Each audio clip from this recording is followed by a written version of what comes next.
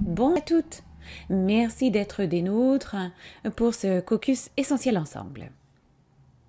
Je suis Jill Ritchie et j'animerai ce caucus et j'aimerais commencer par noter que cette séance est enregistrée et que l'enregistrement sera disponible après aujourd'hui. Nous sommes de nouveau très heureux de vous offrir cette séance en format bilingue grâce à un service d'interprétation simultanée. Veuillez choisir la langue de votre choix au bas de votre écran grâce à l'icône de globe et vous pouvez aussi visualiser les diapositives dans la langue de votre choix en choisissant la bonne option d'affichage tout en haut de l'écran. Excellence en Santé Canada est au début de son cheminement de réconciliation et de la mise au point de partenariats et de relations durables avec les Premières Nations, les Métis et leur organisation, communauté, gouvernement. Dans le cadre de cette odyssée et de notre plan stratégique, nous exerçons le plus possible la sécurité et l'humilité culturelle dans le système de soins de santé. Et nous cherchons à améliorer la capacité du système de santé à répondre aux besoins des Premières Nations, des Métis et des Inuits. Moi, je vous proviens aujourd'hui du territoire traditionnel des Anishinaabe et Haudenosaunee, avant que cela ne soit appelé Peterborough, en Ontario.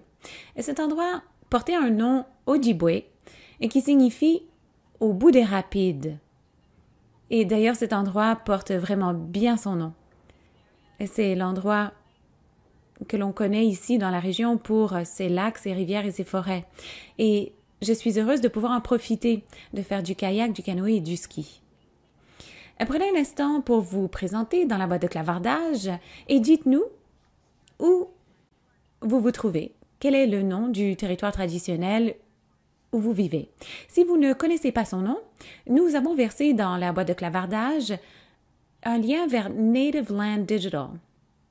C'est une ressource formidable. Et comme vous le savez sans doute, à Excellence en Santé Canada, nous nous sommes fermement engagés à créer de véritables partenariats avec les communautés, les proches aidants et les partenariats afin de façonner un avenir où tout le monde puisse profiter de soins de santé de qualité qui soient aussi sûrs. Et on sait que la participation véritable des patients est nécessaire si on veut véritablement transformer le système de soins de santé et améliorer la qualité et la sécurité des soins. Nous savons que les patients, les proches aidants et les membres de la communauté offrent des points de vue qui peuvent mener à des améliorations plus durables dans les soins de santé et les systèmes de santé qui répondent mieux à leurs besoins.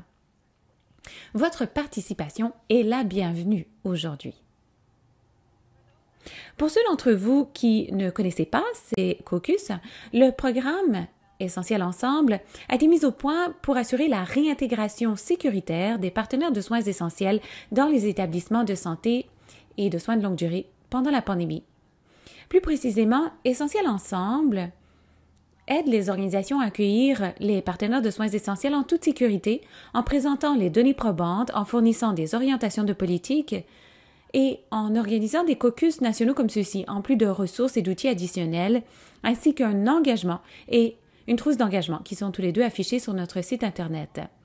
À la base de tout ce travail, dont les politiques initiales, existent 3 principes fondamentaux visant à véritablement accueillir les partenaires de soins en tant que partenaires de soins essentiels.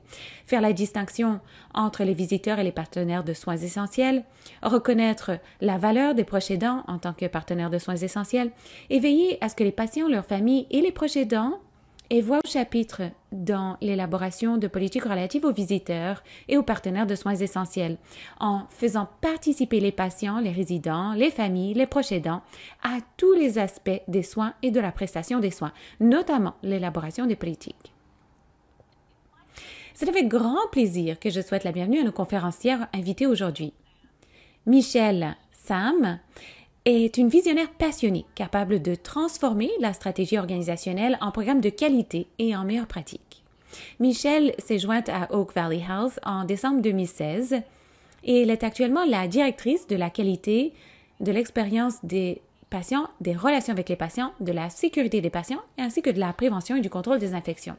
Dans le cadre de ses fonctions, elle est chargée de garantir l'excellence dans la promotion de l'amélioration continue de la qualité à tous les niveaux de l'organisme et d'ailleurs au-delà des murs de l'hôpital. Elle est également responsable du développement stratégique, de la planification et de l'exécution, ainsi que de la supervision de l'expérience des patients. J'aimerais également vous présenter Elaine Richards. Elaine est responsable de la qualité, de la sécurité des patients et de la gestion des risques. Elle compte plus de 15 ans d'expérience dans les systèmes de qualité, dans les processus d'amélioration innovants visant à atteindre l'excellence. Elaine fait preuve de son engagement au service de la sécurité des patients en aidant les équipes de soins à améliorer la qualité des soins ainsi que la sécurité des patients. Elle est reconnue pour son leadership transformationnel ainsi que l'élaboration, la mise en œuvre et l'exécution de plans visant à soutenir les objectifs stratégiques et elle est actuellement responsable de la qualité et de la sécurité des patients à Oak Valley Health. Elle est titulaire d'un baccalauréat en sciences infirmières et elle est également certifiée agent de sécurité des patients et elle a bien d'autres titres de créances formidables. Notre troisième conférencière, Kanwal Ali, est spécialiste de la qualité et de la sécurité chez les patients. Elle se passionne pour l'amélioration continue de l'expérience des patients à Oak Valley Health. Elle dirige dans un esprit collaboratif et dynamique, axé sur l'excellence opérationnelle, acquise grâce à 15 ans d'expérience dans toutes sortes de secteurs, dont la fabrication d'aliments et de boissons et dans la chaîne d'approvisionnement de bout en bout, ainsi que des soins de santé. Elle est très analytique et croit au développement d'une culture de soins centrée sur la personne grâce à l'écoute et l'apprentissage de patients et de proches.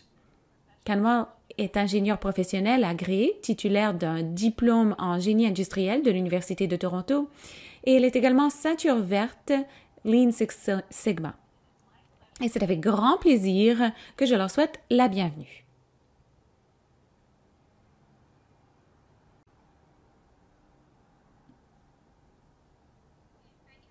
Merci. Alors, je vais lancer le bal avec la communication. Alors, si on passe à la prochaine diapo, je dis quelques mots sur Oak Valley Health. Oak Valley Health est un grand hôpital communautaire qui compte 3 sites, le plus grand étant l'hôpital de Markham-Stouffville, un hôpital plus petit à Uxbridge, et nous avons aussi un étage à l'unité le centre de réactivation Finch. Notre hôpital prodigue des soins de qualité centrés sur le patient à plus de 437 000 patients tous les ans, et ce, à l'échelle des 3 sites. Nous prodiguons des services de tout genre et sur la diapo suivante, vous verrez que nous avons des services d'urgence qui sont très achalandés, nous avons des services diagnostiques, nous avons des programmes cliniques du point de vue médical, et des programmes chirurgicaux. Nous avons des programmes de santé mentale et toxicomanie, des services aux enfants et à la jeunesse, et donc nous offrons tout un éventail de services à la communauté. À la diapo suivante, vous verrez que, comme tous les hôpitaux, nous avons une mission, une vision qui explique notre raison d'être et la valeur que nous contribuons au système de soins de santé. Nous avons un partenariat avec les patients et leurs familles, et comme vous le voyez, tel que c'est expliqué, dans le cadre de notre vision et notre mission, nous voulons prodiguer des soins centrés sur le patient et sa famille. Ces valeurs accompagnent les valeurs de l'hôpital au sujet de ce qu'on propose comme engagement à la communauté. À la diapo suivante, vous verrez que depuis 3 ans, les soins centrés sur le patient sont devenus une priorité pour l'hôpital. Cependant, il a fallu trouver un équilibre car nous continuons d'essayer de trouver un équilibre entre les besoins des patients, de respecter nos valeurs de centralité du patient et de sa famille, tout en tenant compte des préoccupations du personnel qui craint les visites à l'hôpital de visiteurs. Essentiellement, on avait des soins très centrés sur le patient et sa famille, ainsi qu'une bonne présence de la famille, de bons programmes, de bonnes politiques qui ont été perturbés, évidemment, pendant la pandémie. Je cède la parole à Kanwal, qui parlera des étapes que nous avons prises pour renouer avec la situation passée, donc antérieure à la pandémie. Merci Michel. Alors, ce que vous verrez à l'écran est un aperçu de notre cheminement depuis quelques années. Comme le disait Michel, avant 2019 et avant le début de la pandémie, nous avions mis en œuvre une politique meilleur ensemble sur la présence des familles. Et donc, c'était en 2017. L'hôpital était connu pour son ouverture et son accueil chaleureux aux familles. Il y avait un accès 24 heures sur 24, 7 jours sur 7, dans la majorité des unités hospitalières. Avec la survenue de la pandémie, surtout pendant la première vague, comme bien d'autres organismes de soins de santé, nous avons dû limiter les visites. Nous avons dû même interdire les visites pour limiter la propagation et pour limiter la propagation dans la communauté. Nous avons cependant mis en place des mesures de visite virtuelles qui ont été mises en œuvre à l'échelle des hôpitaux. Pendant 2020 et 2021, nous avons continué de limiter les visites, puis tout doucement, nous avons commencé à rouvrir nos portes. Il y avait beaucoup de données probantes à l'interne, mais aussi à l'externe pour montrer l'impact de ces visites limitées sur les patients et leurs proches. Nous avons donc trouvé de nouvelles stratégies. Nous avons mis au point des lignes directrices pour les visites en personnes limitées et nous avons entamé de nouveaux programmes, dont des tournées de bien-être et de compassion, où nous avons déployé du personnel pour viser la santé mentale des patients, surtout pour ceux qui étaient à risque, pour leur offrir des soins de réconfort et leur proposer des messages bienveillants. Et on livrait en main aux patients des messages de leurs proches. En 2021 et en 2022, nous avons mis au point un système d'intervenants pivots, tandis que nos politiques continuaient d'évoluer. C'était pour gérer et prévoir les visites sur l'unité. Et nous avons également fait un projet pilote pour les proches aidants essentiels. Et depuis le dernier exercice, nous avons mis à l'échelle ce programme à l'échelle de l'hôpital et nous avons assuré la transition vers les visites H24 dans la majorité des sites également. Alors, si on remonte dans le temps, il y a environ 1 an et demi, nous avons décidé de mettre en œuvre le programme Meilleur Ensemble à Oak Valley Health. Nous avons d'abord voulu chercher une harmonisation avec les parties prenantes, c'est-à-dire communiquer clairement avec toutes les parties prenantes de l'hôpital pour n'avoir qu'une seule mission commune. Donc, harmoniser avec l'équipe de la haute direction, ajuster en fonction des préoccupations au sujet de la protection des renseignements personnels, discuter avec l'ensemble du leadership, les responsables de la TI, et ainsi de suite, pour les essayer leur faire comprendre à quoi ressemblerait ce programme. Puis, nous avons fait un survol des pratiques exemplaires. Cela comprenait des trousses disponibles sur les sites d'Excellence en Santé Canada, et cela nous a permis de savoir ce qui était fait par d'autres organismes de soins de santé, puis de modifier et d'adapter et même d'adopter des ressources qui nous convenaient. La prochaine étape a été une co-conception par étapes. Et ici, nous avons évidemment compté sur la participation de nos patients et proches ressources. Ils sont importants pour nous à l'hôpital. Il s'agit d'une équipe très mobilisée d'anciens patients, de proches de patients qui nous ont aidés à mettre au point le processus d'accueil du programme. Ils nous ont aidés aussi à mettre au point toutes les lignes directrices supplémentaires ainsi que la documentation grâce à un processus itératif. Nous avons mis au point un plan pilote, donc identifier les domaines où il serait utile de commencer, et puis nous avons mis au point un échéancier de diffusion et une mise à l'échelle. Et évidemment, un plan de mesure. Donc, un moyen de faire le suivi de nos réussites, de comprendre les divers processus et les mesures de résultats, ainsi qu'identifier les difficultés chemin faisant. Alors, comme vous allez le voir sur cet écran, vous avez des exemples des ressources qui ont été mises au point et vous avez un aperçu de notre guide des proches aidants essentiels et qui est devenu un outil non seulement pour le personnel, mais également pour les patients et leurs proches. Vous y trouverez des lignes directrices par rapport à quoi s'attendre en tant que membre du programme, ainsi que des politiques auxquelles il faut adhérer, l'importance de la confidentialité lorsqu'on est inscrit dans le programme, ainsi que ce à quoi s'attendre lorsqu'on est sur le site. Et vous verrez aussi un aperçu de notre formulaire d'engagement du proche aidant. Et d'ailleurs, ça, c'était très important, c'est-à-dire qu'on voulait avoir des attentes réciproques dès l'inscription au programme. C'est un engagement entre le proche aidant et l'hôpital. Cela permet de cerner les rôles et les attentes.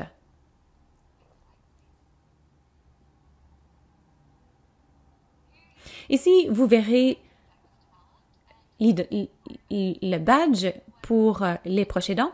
Ce qu'on voulait, c'est que chaque proche aidant ait un badge à porter tandis qu'il était sur le site pour montrer que c'était une personne valorisée de l'équipe, non pas quelqu'un qui venait tout simplement pour une visite occasionnelle. Il y avait aussi un dépliant qui a été mis au point grâce au concours de patient et proche ressources, qui était un outil convivial qui présentait la différence entre un visiteur et un partenaire essentiel de soins. Alors, un des composants importants de notre réussite dans le cadre de ce programme était d'utiliser et de tisser des liens durables entre notre équipe, à titre d'équipe d'expérience du patient, et le personnel de l'hôpital, les partenariats avec les patients et leurs proches, qui pourraient ensuite devenir des partenaires essentiels. Donc, les 3 éléments de ce partenariat étaient en fait d'établir des attentes mutuelles d'entrée, de préciser les rôles et les responsabilités et déterminer les limites des rôles.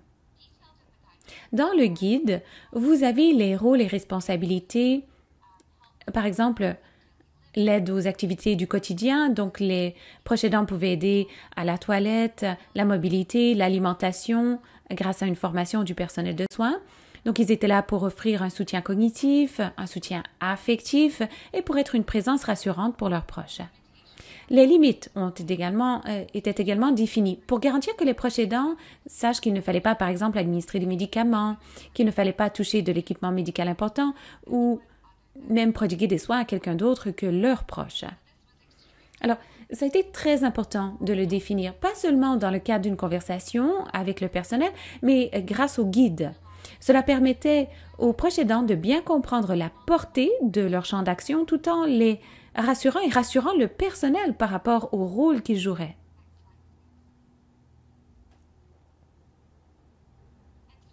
Alors, ce que vous allez voir ici est un schéma que nous avons élaboré avec nos patients et proches ressources qui ont participé au programme. Alors, la première étape du processus consiste à faire une demande, c'est-à-dire que quelqu'un demande à être admis au programme de proches aidants essentiels. Cela peut être fait par le patient, son mandataire ou un membre de l'équipe qui identifie cette personne comme bon candidat au programme de partenaire de soins essentiels.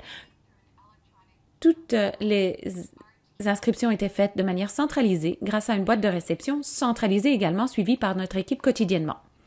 Ensuite, on avait une conversation avec l'équipe de soins cliniques, on identifiait les personnes concernées, on leur donnait du matériel de formation et on assurait leur orientation. Donc, une fois que le proche aidant était accepté dans le programme, il y avait un programme de formation détaillé à suivre. Puis, il y avait un autodépistage. Donc, dès que le proche aidant arrivait à l'hôpital, il devait s'adonner un dépistage, puis il devait porter son badge. Et ensuite, il prodiguait des soins en collaboration avec le personnel. Et éventuellement, le proche sortait de l'hôpital peut-être et peut-être que cette personne recevait son congé du programme. Alors, tandis que nous avons lancé le programme, comme vous l'avez vu, évidemment, on a longtemps prévu le lancement et on a ciblé des zones qui avaient des patients à long séjour. Comme Michel le disait, il y avait bien des éléments à l'exploitation de l'hôpital. Et donc, nous avons voulu commencer par ces domaines où il y avait un besoin élevé de présence des partenaires de soins essentiels. Nous avons contacté les dirigeants du programme, car vous savez, la communication est essentielle. Il faut veiller à ce que tout le monde sache précisément à quoi s'attendre. Et il faut les préparer grâce à toute la documentation et l'information dont ils ont besoin à l'avance. Ensuite, on a fait des séances d'1 semaine de formation pour le personnel de première ligne. Et de nouveau, cette communication claire au sujet des rondes, des caucus de qualité, beaucoup de communication pour répondre aux questions du personnel. Ensuite, nous avons créé un plan de communication interne et externe pour que tout le personnel soit au courant, ainsi que la communauté. Et nous avons offert un soutien de la part de l'équipe de la qualité et de la sécurité. On sait que le personnel était préoccupé, voulait savoir est-ce que ça augmenterait leur charge de travail. Alors on leur a dit non, on va vérifier, on va faire le suivi de la boîte de réception et on va assurer la formation. On ne veut pas ajouter à la charge de travail du personnel clinique. Et évidemment, comme pour tout projet, on s'est fié à l'amélioration de la qualité. On sait que rien n'est parfait au début, mais on est toujours prêt à démarrer et faire des ajustements aux besoins.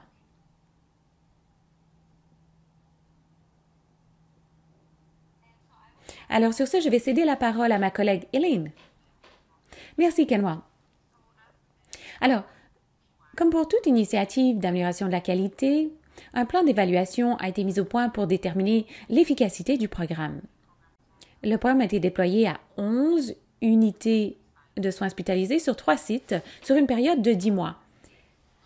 Et nous avons élaboré des mesures de processus pour déterminer le nombre de personnes qui étaient inscrites ou qui avaient présenté une demande au programme, le pourcentage de demandes auxquelles on réagissait en un jour ouvrable, puis on a examiné les mesures de résultats et également les mesures d'équilibre pour déterminer quel était l'impact sur le personnel. Puis nous avons fait la collecte de données par l'entremise d'un sondage auprès des proches aidants. On voulait savoir quel était un sondage auprès du personnel pour savoir leur rétroaction. Et donc, en moyenne, les proches aidants passaient 5 à 15 heures par semaine sur le site. Et ils prodiguaient des soins, surtout entre 7 heures et 13 heures, ainsi qu'en après-midi entre 13 heures et 19 heures. Et lorsqu'on examinait les activités de soins, c'était surtout une stimulation cognitive à 89%, activité quotidienne 79%, et soutien au bien-être émotionnel, aide à la communication et aide à la marche et à l'exercice léger. Alors, ces données ont été évaluées sur une base mensuelle et nous avons aussi mis au point une carte de pointage pour continuer de surveiller le déploiement. Alors, j'ai identifié ici les mesures de processus. Nous avons regardé le résumé des inscriptions mensuelles, les inscriptions par domaine, les jours de la semaine même, où on voyait le plus grand nombre de proches aidants. Et j'ai déjà parlé des activités principales. Puis, nous avons fait le suivi des activités du projet qui étaient donc liées à ces mesures, ainsi que la rétroaction des proches aidants pour déterminer quelles étaient nos mesures de résultats. Alors, la rétroaction que nous avons entendue de patients et de proches aidants relativement au programme, c'est inscrit ici. Alors, ce programme a apporté beaucoup de réconfort à notre mère et à toute notre famille. On n'a pu la voir qu'une heure par jour. Alors, c'est une situation gagnante pour tout le monde. Le programme présente beaucoup d'avantages, dont la possibilité de communiquer dans la langue de son choix et de permettre aux patients d'exprimer leur point de vue et leurs opinions culturelles. Le personnel m'a montré les exercices de physiothérapie dont mon père avait besoin et cela m'a permis de les partager avec mon frère et ma mère. Alors ici, vous voyez que le programme avait des avantages certains et la rétroaction des proches aidants était très positive, c'est-à-dire qu'ils ont estimé que cela les avait aidés à rester plus proche de la personne hospitalisée.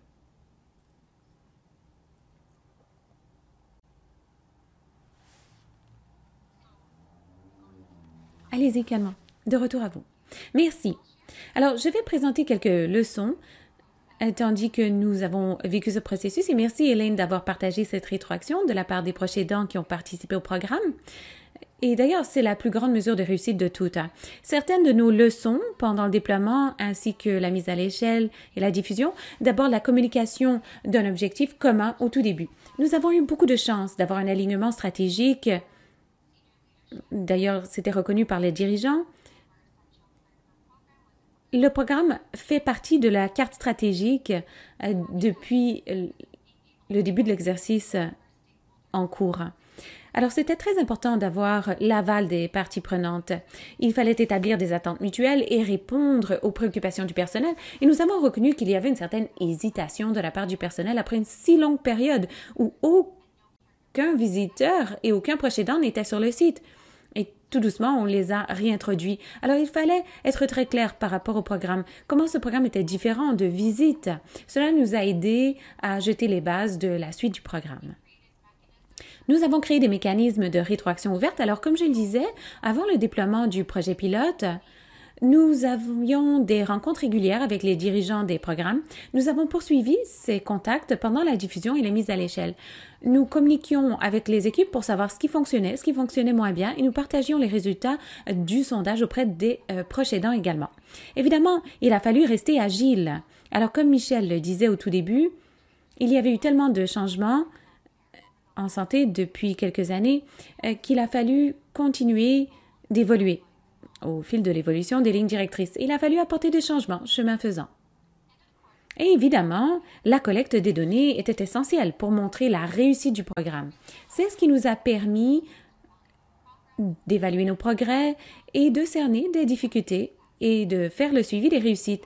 Et le plus génial, c'est qu'avec l'évolution du projet pilote et sa diffusion, sa mise à l'échelle, on a pu partager les apprentissages des premiers déploiements.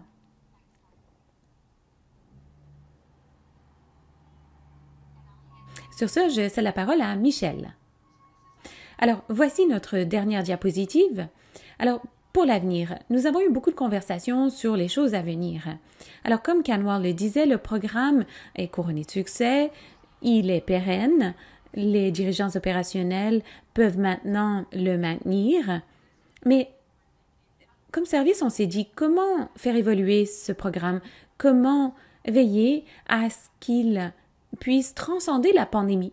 Nous avons vu beaucoup d'inscriptions au programme au départ et celles-ci ont diminué au fil du temps. Alors les questions qu'on s'est posées en équipe, c'est comment continuer d'évoluer car bon nombre des outils concernaient la prévention et le contrôle des infections, comment rester en sécurité dans l'hôpital. Alors on cherche des occasions de créer un partenariat avec des organismes de proches aidants, des organismes communautaires, ainsi que notre comité interne d'éducation des patients pour déterminer comment veiller à ce que ce programme continue d'évoluer au-delà de la pandémie. Étant donné que nous sommes arrivés à un stade endémique, alors quelles sont les prochaines étapes pour nous comme organisme? Nous n'avons pas vraiment encore de réponse à cette question, mais ce que l'on sait, c'est qu'on veut maintenir les gains qu'on a faits, mais on veut aussi que le programme évolue suffisamment pour qu'il continue d'offrir un soutien pour les proches aidants. Et aussi souligner notre engagement au service de la centralité des patients et de leurs proches à l'échelle de l'organisme. Alors voilà, c'est tout pour nous.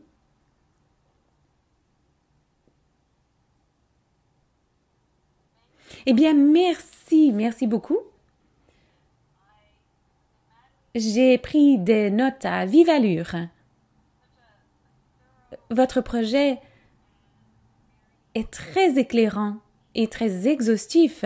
Les exemples des citations de proches aidants montrent bien l'importance de telles initiatives. Alors sur ce, je vais céder la parole à nos participants pour voir si quelqu'un a une question à poser ou une observation à formuler. Alors, je vais arrêter de partager mon écran pour que nous voyions nos conférencières.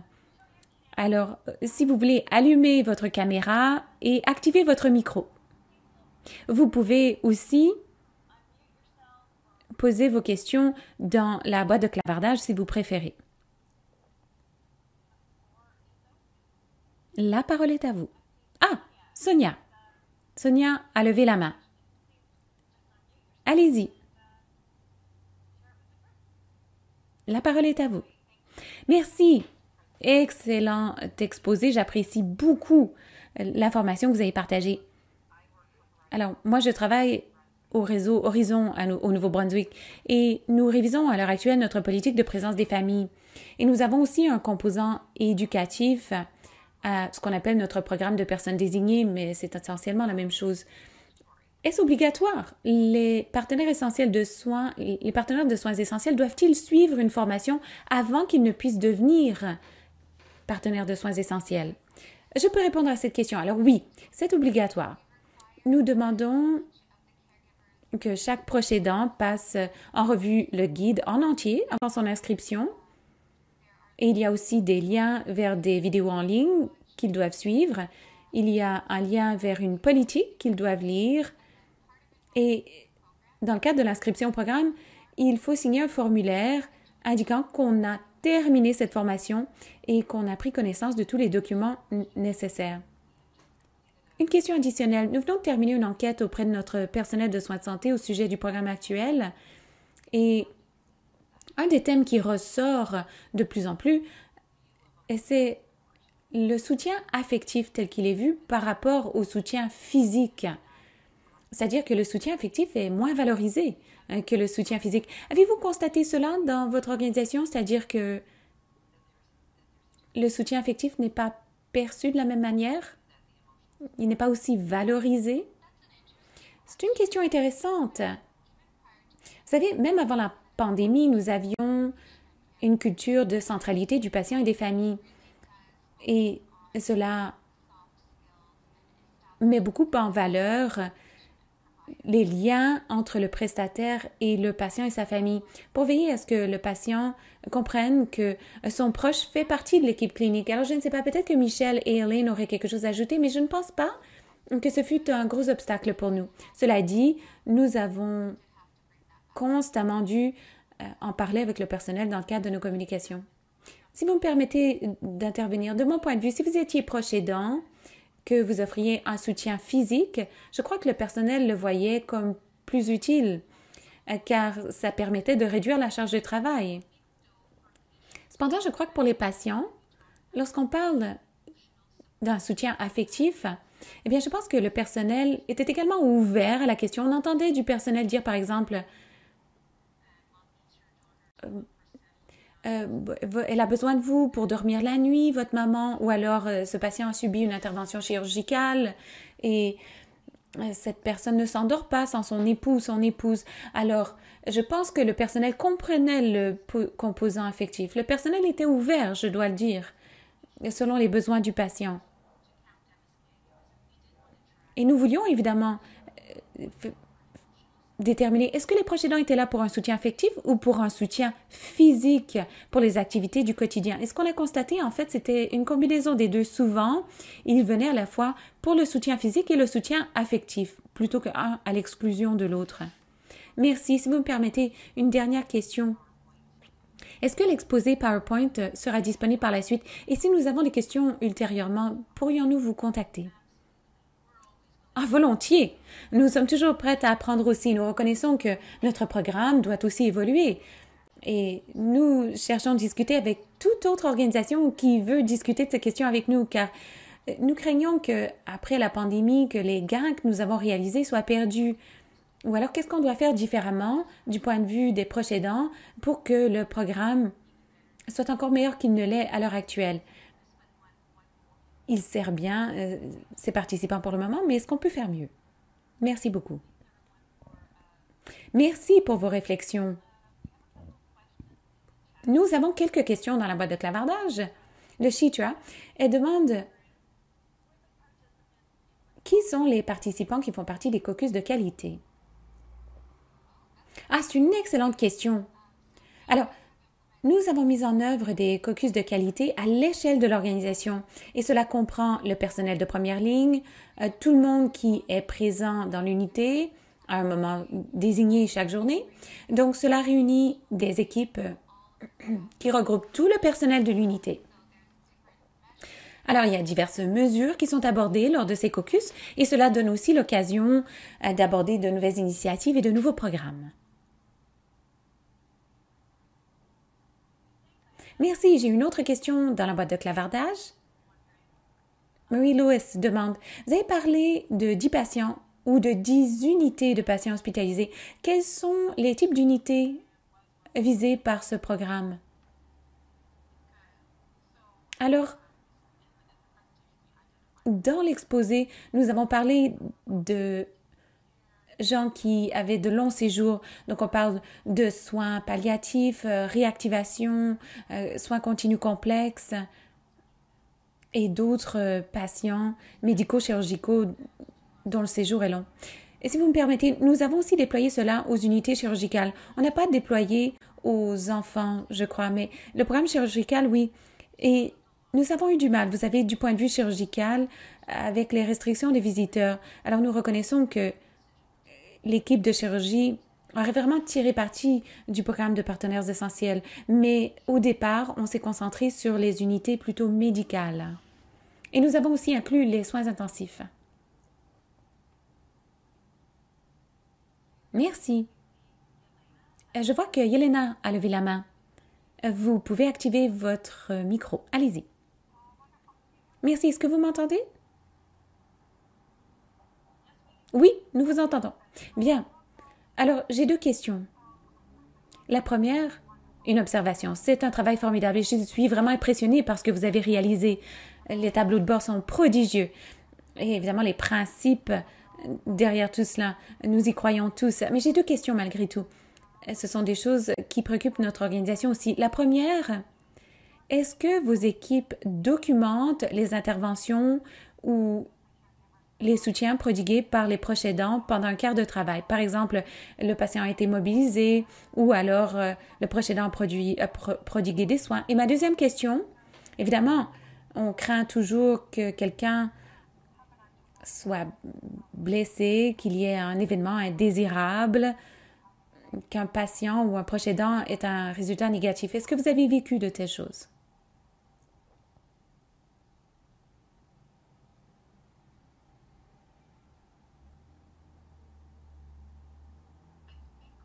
Alors, s'agissant de la première partie de votre question, l'enquête auprès des proches aidants, nous avons demandé aux proches aidants de nous dire à quelles activités ils participaient, tandis qu'ils étaient sur place. Nous n'avons pas sondé le personnel par rapport à ces questions. Non, mais si vous permettez, quart par quart. Bon, par exemple, moi, je suis infirmière. Est-ce que je dois documenter que le proche aidant de Yelena a fait telle ou telle chose? Non, nous n'avons pas établi cette attente dans le cadre du programme. Mais de notre point de vue, du point de vue de la documentation, on s'attendait à ce que le personnel documente qu'un partenaire de soins essentiels était présent. Et dans le cadre du programme, le partenaire de soins essentiels était également attaché à un membre du personnel de l'unité qui était sa personne ressource. Et donc, je crois que cette interaction, quant à elle, était documentée. Et s'agissant d'événements négatifs, nous n'avons pas eu cette expérience. Pas encore, du moins, je touche du bois, j'espère qu'on ne l'aura jamais. Alors, je ne sais pas quoi ajouter d'autre. C'est formidable, merci. Ce sont d'excellentes réponses, merci. Merci. Et nous avons une autre question dans la boîte de clavardage. Sarah demande: je constate une grande différence dans le nombre de proches aidants qui ont fait une demande par rapport à ceux qui ont été acceptés. Pouvez-vous m'expliquer pour quelles raisons on voit une telle différence? Oui, tout à fait.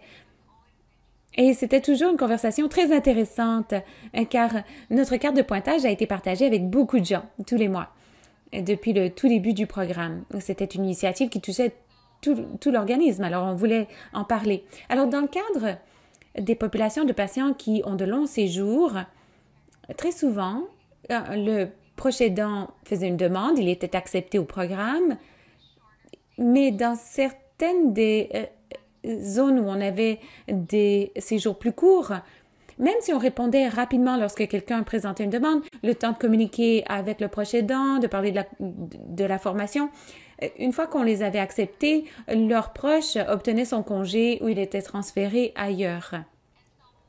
Alors, souvent, si un proche aidant n'a pas été inscrit, c'est simplement parce que son proche a reçu son congé avant qu'on ne puisse l'inscrire.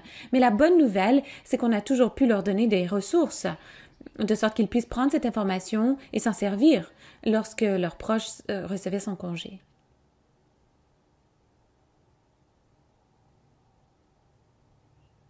Merci. Merci d'avoir présenté toute cette information. Alors, j'ai une question moi-même également. Vous avez vraiment montré que les dirigeants de votre organisme sont très engagés en faveur de la réintégration des partenaires de soins essentiels. Avez-vous des conseils à nous donner? Comment cela a-t-il été inscrit dans votre plan stratégique? Alors, du point de vue stratégique, un de nos piliers concerne une prestation de soins extraordinaire. Et une des choses que nous faisons tous les ans, c'est de créer un schéma associé aux tactiques qu'on mettra en œuvre dans cette optique. Et cela faisait partie de notre schéma. Et c'était également une initiative stratégique, ce qui fait que les hauts dirigeants étaient totalement engagés à mettre en œuvre ce programme.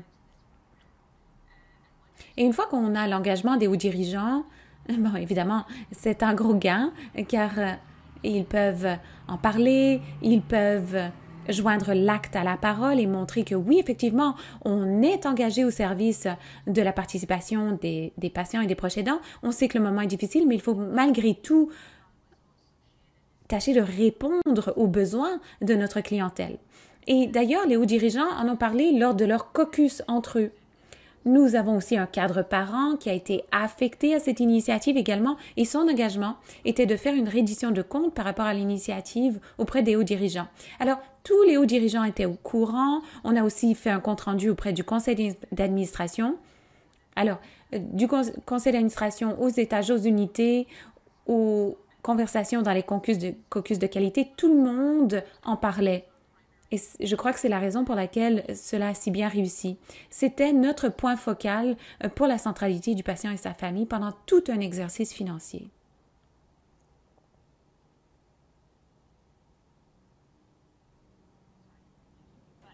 Bien. Alors, je vérifie si on a d'autres questions ou si on a des mains levées. Il nous reste quelques minutes. Est-ce que vous auriez quelques ultimes questions ou remarques à formuler? Évidemment, nous allons vous envoyer l'enregistrement. Il accompagnera le courriel où vous trouverez des ressources, des archives sur notre site Internet. Alors, j'attends de voir si nous avons des questions. C'était formidable. Une excellente conversation qui fait suite à un exposé formidable. J'ai vraiment trouvé qu'on a beaucoup appris au sujet des données. J'ai trouvé le tableau de bord vraiment formidable. C'est un outil tellement utile. Cela permet de montrer à quel point ce programme est important. Et nous avons conclu sur ces formidables citations de proches aidants. Alors, merci infiniment d'avoir partagé toute cette information avec nous aujourd'hui. Alors, je vais passer à notre conclusion très rapidement. Alors, je vais de nouveau partager mes diapositives. Donnez-moi un petit instant.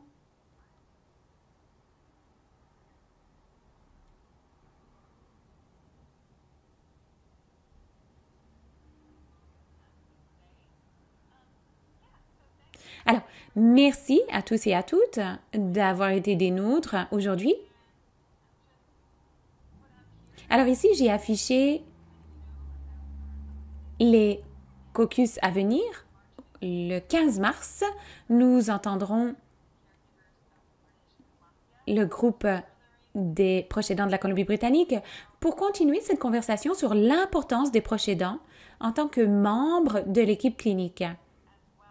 Et nous entendrons aussi leur point de vue des installations comme Oak Valley, mais aussi les soins à domicile et communautaires. Alors, nous nous réjouissons d'avoir cette séance au mois de mars. Merci. Voilà qui met fin à notre conversation et nous nous réjouissons de vous retrouver au mois de mars.